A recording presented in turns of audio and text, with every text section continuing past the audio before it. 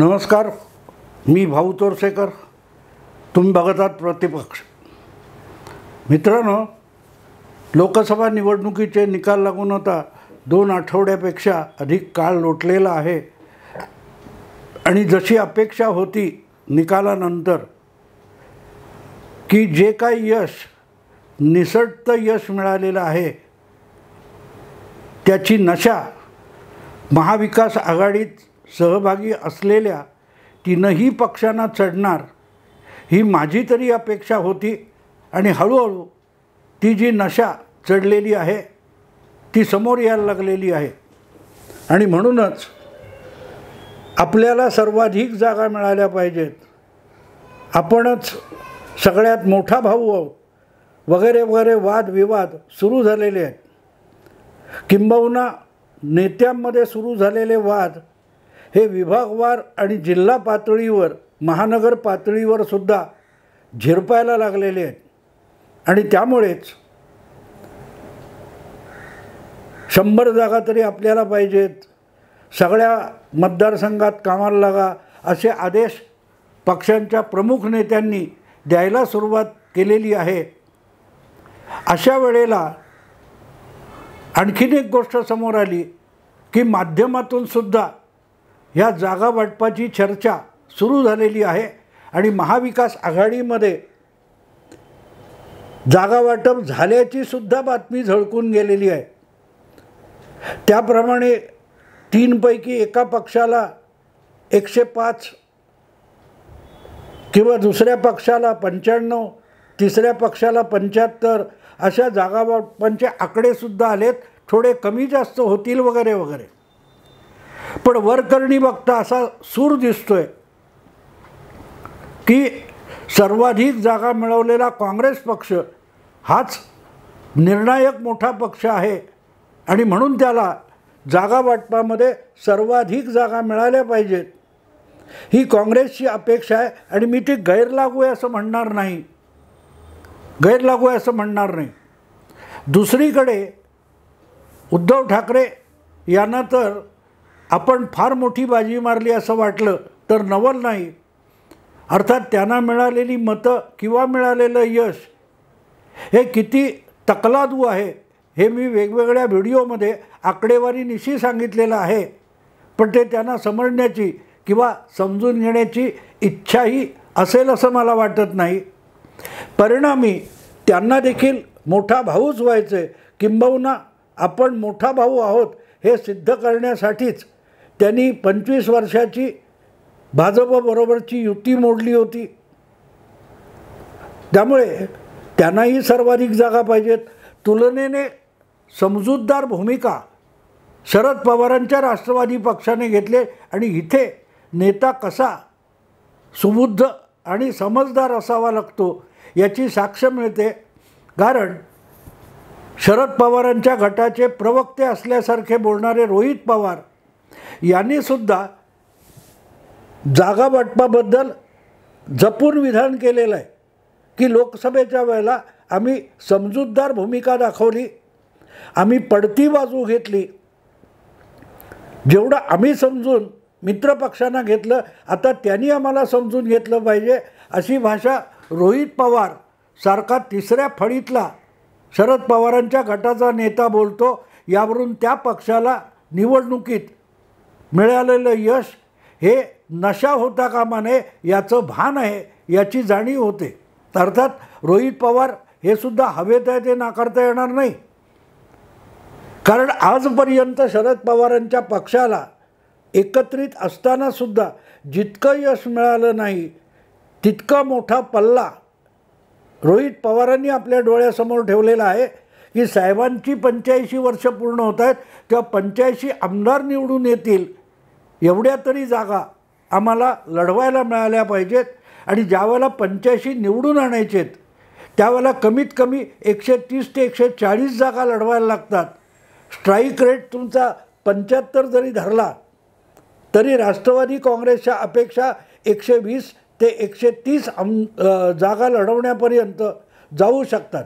हे मी सगळं तुम्हाला एवढ्यासाठी सांगतो आहे की वरकरणी कोणी बोलत नसला तरी नाना पटोले जे काँग्रेसचे प्रदेशाध्यक्ष आहेत त्यांनी मारलेला टोला जो आहे तो लक्षात घेण्यासारखा आहे की जे आकडे येत आहेत किंवा जे आकडे सांगितले जात आहेत ते गंभीरपणे घ्यायचे तर महाविकास आघाडीला 300पेक्षा अधिक जागा लढवायला लागतील.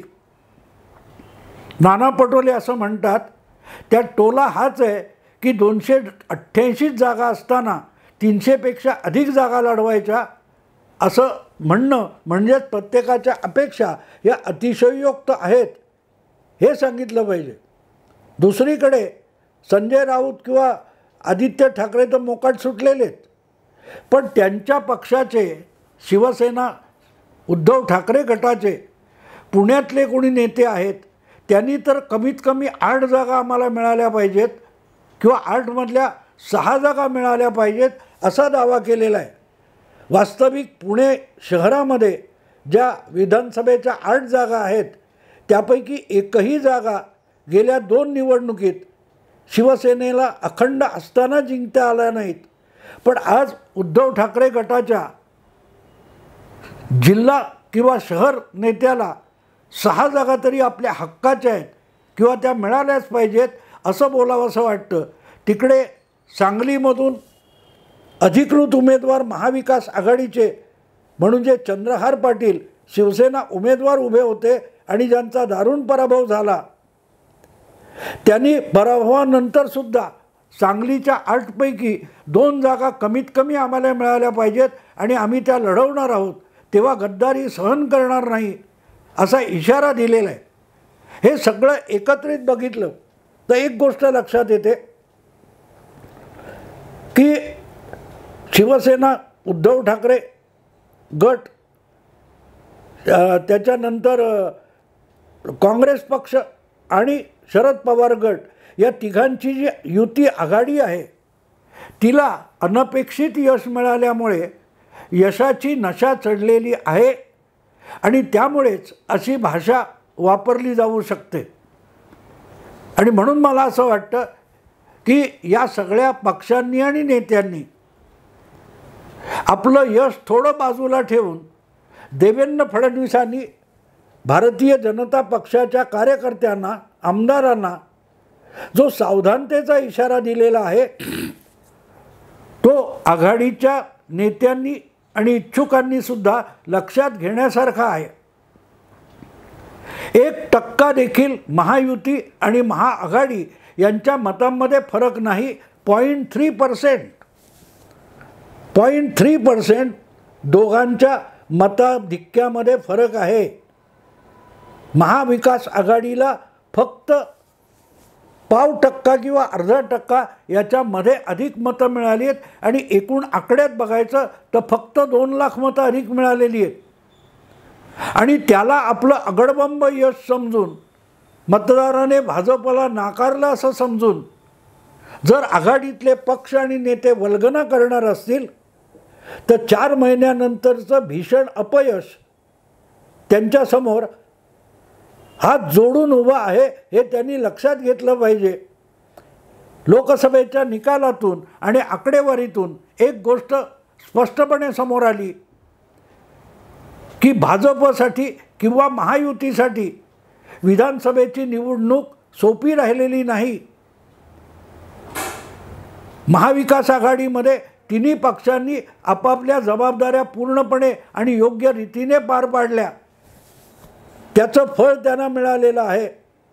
त्याच्याऐवजी महायुतीमधल्या 3ही पक्षांनी जी घासाघीस केली आणि मतदाराला गृहीत धरलं होतं, मतदाराला समजावण्यापेक्षा प्रचाराच्या काळामध्ये महायुतीतले पक्ष एकमेकांना आणि एकमेकांच्या नेत्यांना समजवण्यातच वेळ वाया घालवत होते.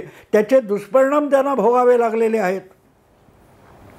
अन्यथा 1-1.5% मतं वाढली असती मतदाराला खुश करण्यासाठी किंवा मतदाराला पटवण्यासाठी आणि घराबाहेर काढण्यासाठी, तर हेच निकाल याच्यापेक्षाही वेगळे आणि युतीला सकारात्मक ठरले असते.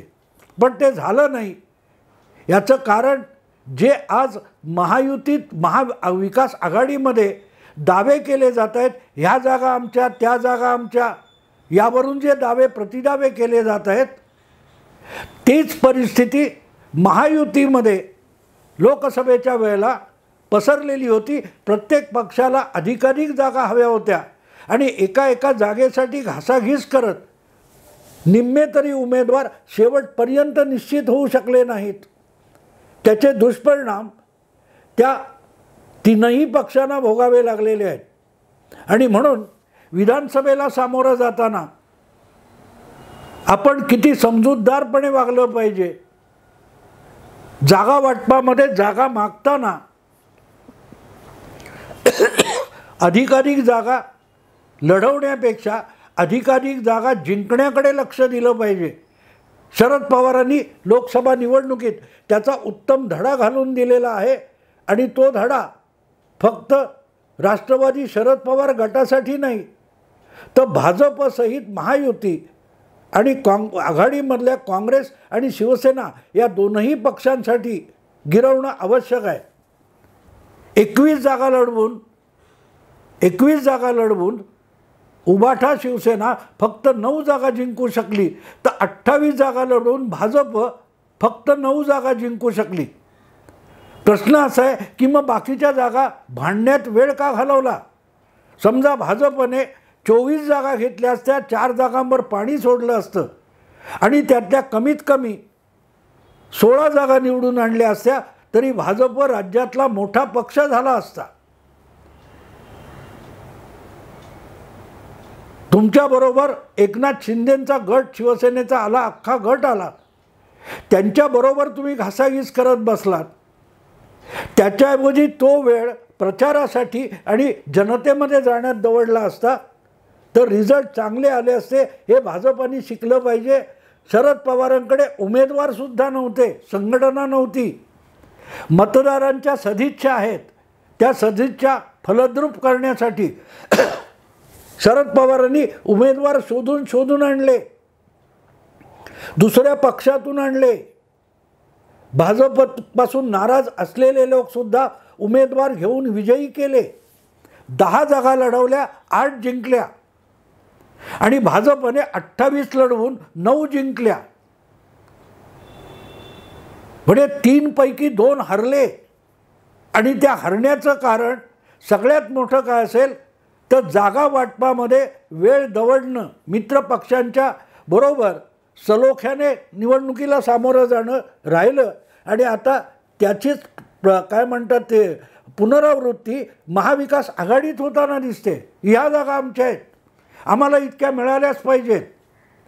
निवडणूक हरण्याची सुरुवात अधिकाधिक जागांसाठी हट्ट धरण्यातून होते आणि त्यासाठी अधिकाधिक वेळ वाया घालवण्यातून पराभवाला आमंत्रण दिलं जात असतं.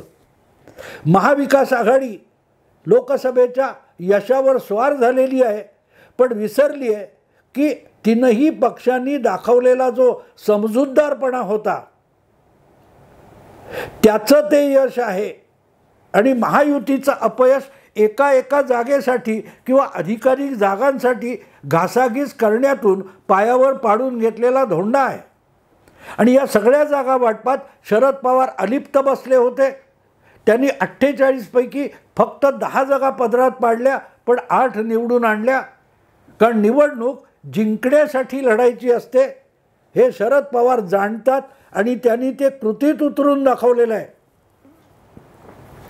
भाजप किंवा शिंदे गट या दोघांनी तो समजूतदारपणा दाखवला असता परस्परांमधले वादविवाद वाढवण्यापेक्षा अगदी दक्षिण मुंबई असो, नाशिक असो किंवा आणखीन कुठल्या जागा असोत, या जागांचे उमेदवार घोषित करण्यातच विलंब किती झाला.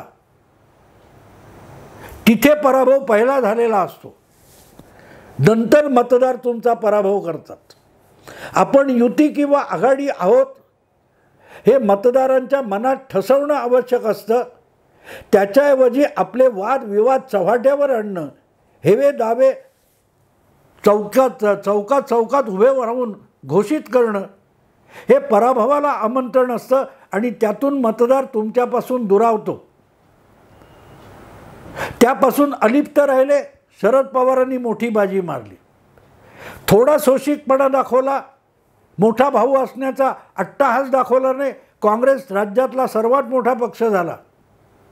भाजप सर्वात मोठा होता, त्यावरून किती नंबरवर गेला बघा.